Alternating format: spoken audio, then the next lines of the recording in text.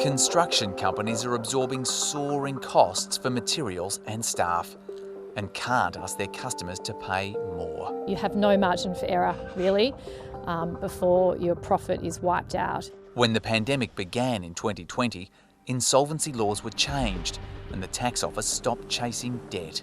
As the economy returns to a new normal, the ATO wants the $40 billion it's owed. We will start to see some movement in insolvency, and I think that's going to be upwards. On average, more than 9,000 companies enter administration each year. But in the 2.25 years since the pandemic began, just 10,530 businesses have folded. That's fewer than have previously gone under in single years. A lot of these businesses will look like they're operating normally, they'll be paying their wages, they'll be keeping the lights on, but their balance sheets and their financial position might be very stressed. One of the key triggers to enter insolvency is tax debt that can't be paid. Previously secret documents, obtained by the ABC, show the ATO paused its firmer and stronger actions. And media and community sentiment played a part in the ATO supporting small business by not chasing debts.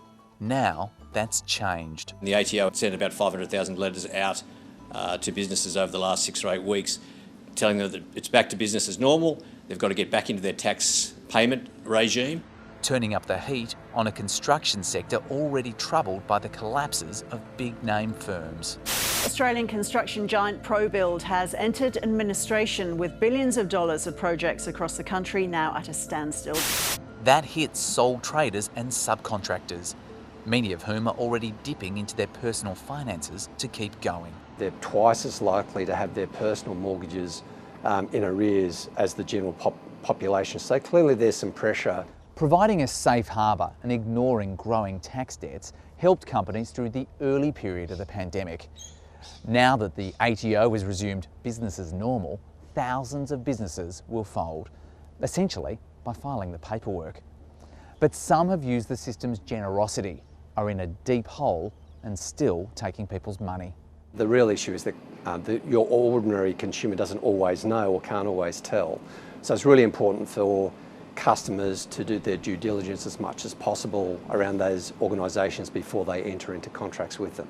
The tax office has 40 billion reasons to keep collecting, and we all share the need for it too. For the good of the nation, we need to be able to collect our taxes, to be able to fund important economic initiatives, fund our hospitals, fund our aged care. After an insolvency drought, no one wants a flood, rather a manageable trickle.